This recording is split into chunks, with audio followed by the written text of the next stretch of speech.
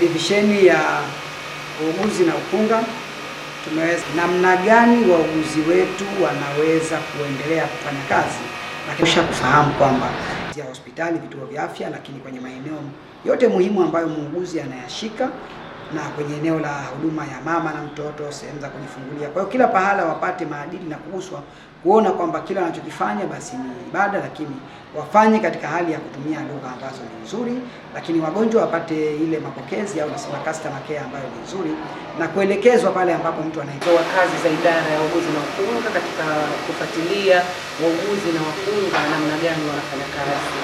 Serikali ya Mapinduzi ya Zanzibar inaongozwa na Dr. Hussein Ali Hassan Mwinyi inasisitiza sana, ikiwa yeye mwenyewe ni daktari wa wanadamu na anaona kabisa vipi huduma zinatolewa na inamuuma huduma hizi zikiwa sio stahiki katika jamii ya Wazanzibari. Hivyo idara ya wauguzi na wakunga kupitia wizara yake ya afya imeamua kwa makusudi kabisa kupita katika kila wilaya kufuatilia moja kwa moja kuona namna gani wauguzi wanafanya kazi pamoja na wakunga katika kutoa huduma stahiki kwa wanajamii hasa ya Wazanzibari. Tumeitwa hapa leo ili kuweza kutoa mchango wetu kutokana na maadili ya zamani na ya sasa ya uuguzi. Zamani tulikuwa tunafanya kazi liko kidogo na elimu yetu ilikuwa ni ndogo, kwa sababu wengi wetu tulimaliza kwenye diploma tu, lakini kutokana na hali halisi ilivyo na sasa hivi ukiangalia kidogo naona maadili yamepungua kidogo na sasa hivi tulivyo.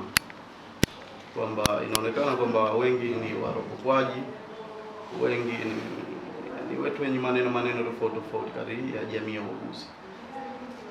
Kwa hiyo hapa pia tunaendelea kuelimishana kwamba watu wauguzi tunawaelimisha namna gani ya kukaa na wagonjwa, namna gani ya kukaa na jamii, namna gani ya kukaa na watu tofauti. Ndio kitu cha msingi.